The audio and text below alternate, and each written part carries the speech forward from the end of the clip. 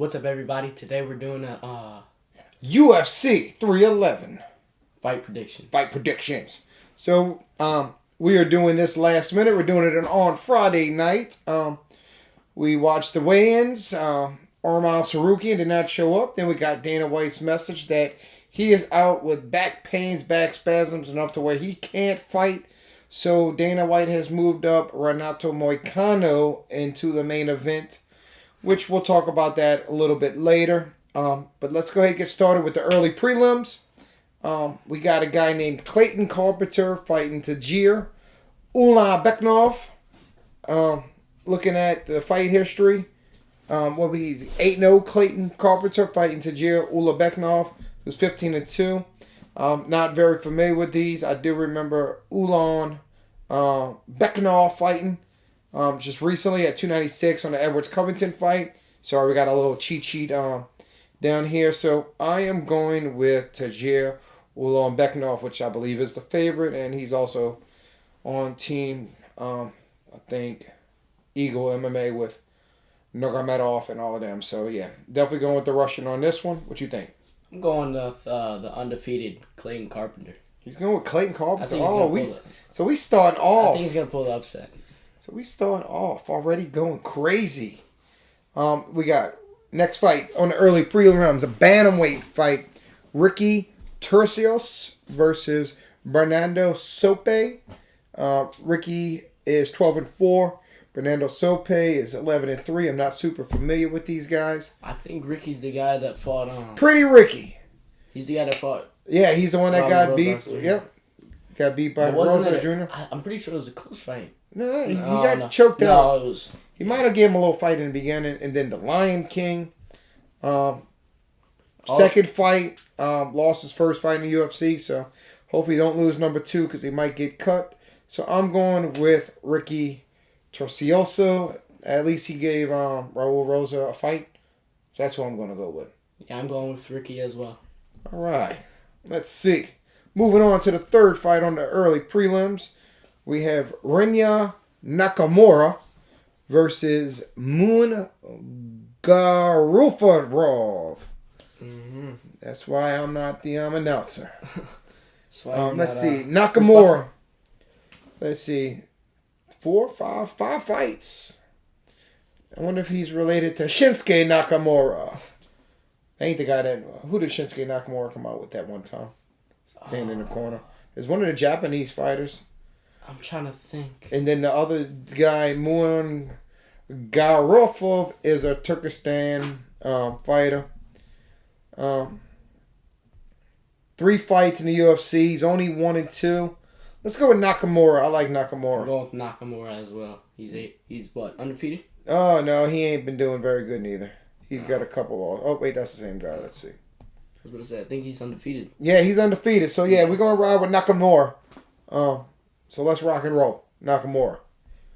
Now we're getting out of the early prelims and we're getting to the ESPN prelims. It's going to start off with a bantamweight women's fight. Aline Perez, that's the girl who likes to twerk after she knocking out people, versus Coroya Rosa. Rosa is the favorite, but you got to go with your girl Perez. Choke out, knockout. Just want to see it shake that booty after, right? Yep. So let's see. And she's what? 4-1 in the UFC, so yeah. She's the underdog, but I'm going to take that bet on that one. Definitely. Let's see who this other girl is, because she is the favorite. Carol Rosa. She's a Brazilian fighter. She is a couple fights in the UFC, actually a lot. So if you look at her, she's got a win-loss, win-loss, win-loss, win, which means she's due a loss. She's going to lose. So she's going to lose. So yeah. Going with Perez. Pick Perez for this fight. That's what I'm going with. That's the bet to do. Second fight on the early prelims is going to be, this is the regular prelims. Lightweight Grant Dawson versus Diego Ferreira. I'm picking Grant Dawson. He's coming off of 2 wins. And other than that, he did have that one bad fight against Bobby Greenway. Got caught in the early fight. But other than that, he's been pretty he's been undefeated in the UFC except for that one knockout punch to Bobby Green. We'll just say he got a lucky punch. Grant Dawson, he should be able to win this fight and hopefully crack that top 15. Diego Ferreira, let's see where this guy's coming from. From Brazil. This is, he's got a couple UFC fights too. He had a 3-fight loss. Lost to Benel Darush, lost to Giuseppe, lost to Matheus Gamrot, but he did beat Michael Johnson, which just came off of a big knockout. And then he beat Matheus Rebecki, so he's had a couple good fights too, so I'm expecting a really good one. Still going to roll with my boy Grant on this one. I'm taking Diego. Oh, look at that. We're going against each other. Let's see. Next fight is going to be in the light heavyweight. Bogdan Gusolov versus Billy Elikanye. I'm going with Bogdan. This dude just looks like a freaking serial killer from Uzbekistan. He reminds me of Fedor and Grant Dawson. Like, just look at him. He kind of looks like Fedor and Grant Dawson put together. Yeah, he did. It's like they merged them. Mm-hmm. But what I do like... Oh, let's see. What I do like is 2 losses, 0 decisions for wins, 14 knockouts. Dude comes to fight. And I knew Belly of Kenya, he just came off of a pretty good fight. Actually, this is his first UFC fight. The new guy coming in, I think he's going to crack under the pressure. I think Bogdan's going to be a little too much for him.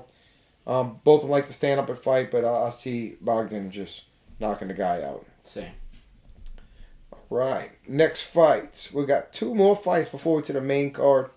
We got a middleweight, Zachary Reese versus Azamat Bekov. Let's see who these guys are. Not super. You got Zachary Reese, the Savage. Couple of UFC fights. He's a Dana White Contender Series. He lost to Cody Brundage. So maybe that says it all right there. He did come back, beat Julian Marquez, which is a decent fighter. Then Jose Medina. But, dude, you lost to Cody Brundage. Man, I think Cody Brundage, when he fought Bo Nichols at 300, was like the biggest upside down in the betting history. I think they were joking about that. Now, this other guy, another Russian, Dagestani, they call him the Kingpin. Shit, he's coming in 18-3. First fight in the UFC. Knockout, decision, knockout, submission, decision, knockout. So the guy can get it any which way. 6 knockouts, 8 submission, 4 submissions. He's only gone to 2 decisions and losses, and he got subbed 1 time. Let's go with Bekov. That's what I'm thinking. Yeah, give me the Kingpin. So we're taking Bekov. And then the main card, well, the main event on the prelims is going to be Peyton Talbot versus Ronnie Barcelos. Barcelos, I don't know if you watched the weigh-ins yet from the early weigh-ins. This dude looked completely drained. Looked like he didn't even want to be there. I know it's a bad weight cut. Looks like he's a pretty big 135er. But Peyton Talbot looked friggin' amazing shape. The Brazilian Barcelos, he's coming off a win with 2 losses right behind it. A loss to Umar Nurmagomedov, where we all know he's fighting for the title tonight. And then a loss against Kyler Phillips, who was a good fighter. Christian Quiznos, it's not Quiznos, but either way, Peyton Talbot, he's a huge favorite. He's like a negative 1,100. This dude's just destroying everybody. He's been to 1 decision in his career. Won the Dana White Contender Series. 3 fights in the UFC. All stoppages. 1 in the 3rd round, 1 in the 2nd round, 1 in the 1st round. Definitely rolling with Peyton Talbot. How you say the other guy's name? Raoni Barcelos. Give me Raoni. You taking a huge upset? Yep. You better put some money on that one. I'm taking the underdog. Because that one's going to pay. I don't like Peyton Talbot.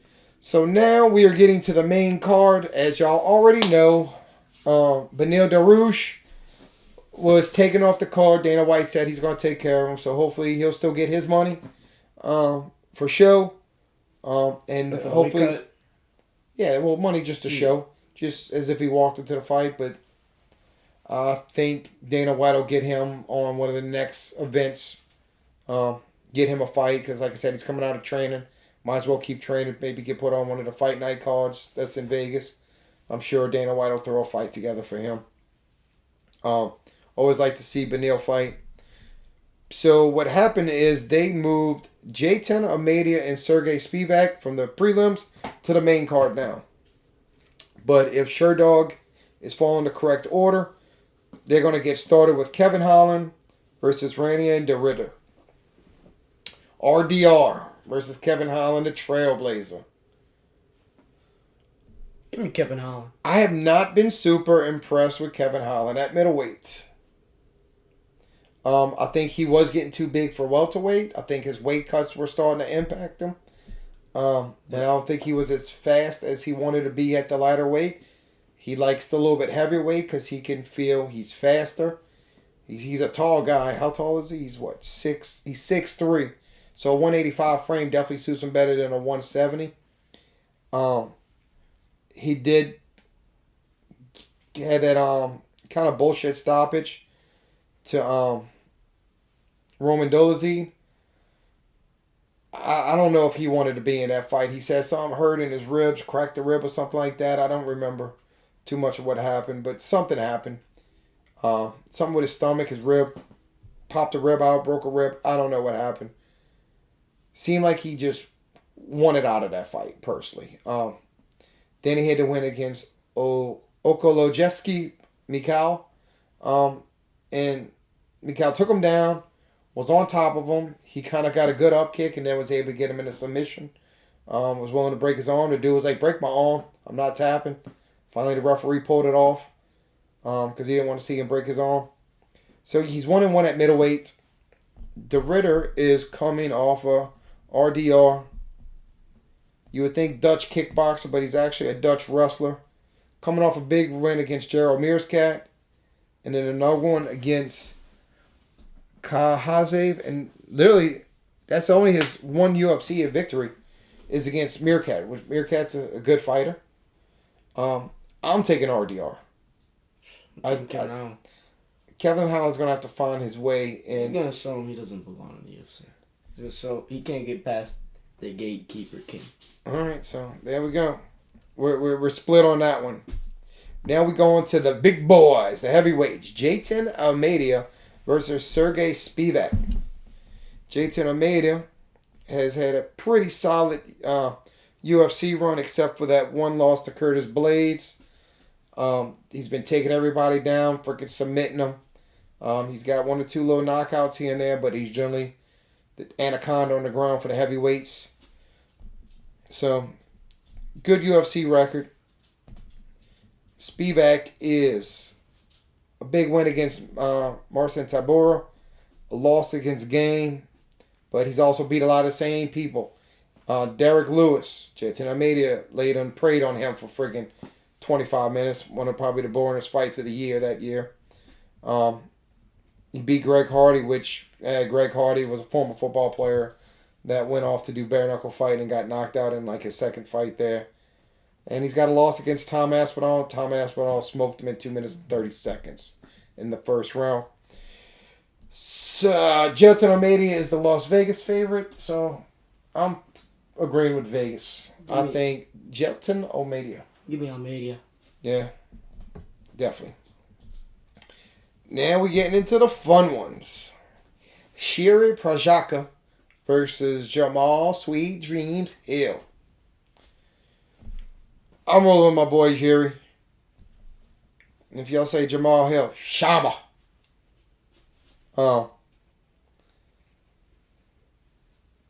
Jamal Hill did look in really good shape. I know he did take the his last fight against Alex Pereira at UFC 300, which we were there on short notice, so he wasn't in the best shape. So hopefully he's had a good full training camp. He's 100% healed from his injury, even though he came back a little soon. I'm hoping it's a good fight, but Shiri's, I think, fighting for a lot more. If you watch the press conference, he flew in somebody that had cancer, shaved his head, throwing some money at him. Dana's throwing some money at him. It's how could you not go for Jiri right now? Jamal Hill's been talking a little too much shit behind the scenes for my liking. I hope he gets humbled because Jamal Hill, I think, is a good fighter. I thought the Alex Pereira was a humbling experience, but nope. He's still talking that smack, so let's go Jiri. Give me Jamal. I'm just kidding. Jiri Prohaska. Shama! And we got the main events. Merab, you say it. You like saying it. Merab Dvalishvili. Dvalishvili against Umar Nurmagomedov. I know who he's going for. I'm going for Merab. Umar. Merab's scared of Umar. I think Umar's too much of a kickboxer. I think Sean O'Malley is a better kickboxer than Umar.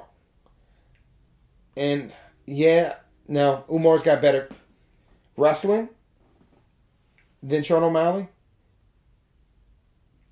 But I don't think he has better kickboxing. So he does have that going in favor. If Merab wants to take it down, get him on the ground, I think he'll have a better wrestling match than Umar smashed Merab. No, I don't think he's going to smash Merab. Win against Corey Sandhagen. Let's see, how many fights in the UFC? 5 fights in the UFC. Only one in the top 15. But Corey then he beat one of the Sandhagen. best. Yeah. Merab. Sean O'Malley. Henry Cejudo. Peter Yan. Jose Aldo. Marlon Morales. John Dodson. The dudes beat the who's who. And got here. It's the machine. I think he's going to put up the pace. I think it's going to be a decision. But I think Merab is going to be able to keep... I think Merab just wanted to enjoy his win against Sean O'Malley. We all heard him. He didn't want to talk about Umar at the press conference because the man just wants to enjoy his victory. Merab, we going with you. He doesn't want to look and see what he has to. We high-fived you in Vegas when he was running around the weigh-ins and the press conferences. We're going with Merab. I like Merab, but I think Umar wins. And here we go. This is the main event of the evening. Islam, personally, I think the pound-for-pound fighter in the world right now. No, it's John Jones. John Jones is pound-for-pound best fighter. Okay, Dana White. He's the greatest of all time. Maybe. No. But not right now. No maybe. The greatest of all time, but not the current pound-for-pound. Oh, it's the current. Islam, last fight. Poirier. Volkanovski. Oliveira. Bobby Green.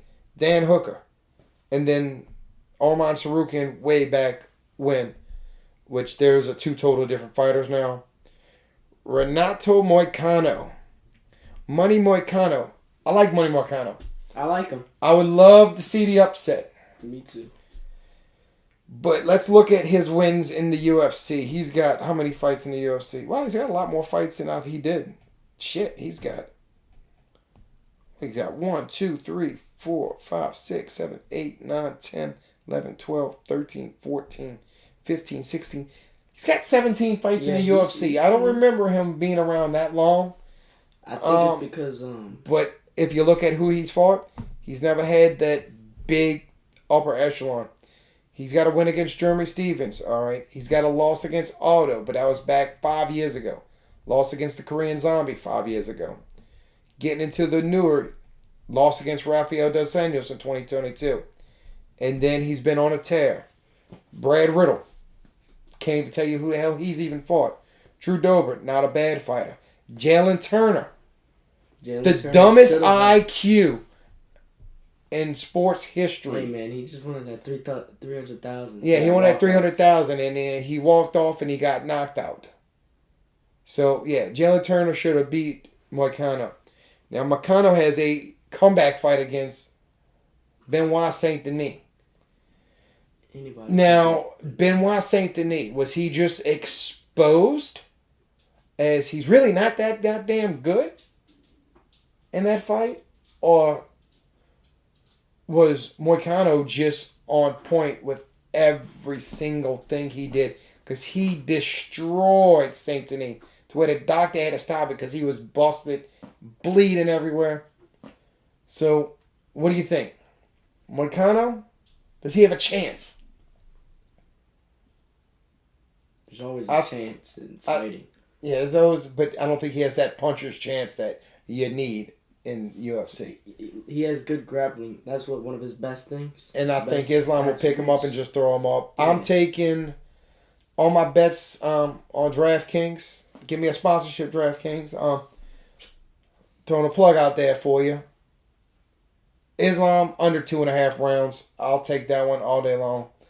I don't see it maybe getting out of the first round since they weren't prepared to fight each other. Might be a little test and throwing some kicks out there. Maybe trying to get some takedowns. I think in the beginning, when they're not all sweaty, I think McKenna will be able to defend the takedown decently. But I think Islam puts that pressure on in the second round, and it's over. I think it's over in the second round. I think he'll choke him out. I think somehow he'll get the back and rear naked choke. What you thinking? Islam Mahashik. It's nice. There we go, Islam. So, sorry about the late video. Hope y'all get a chance to watch it. If y'all liked it, hit like. We enjoy doing this. He's a huge UFC fan. I've always been a lifelong UFC fan. Subscribe to our page.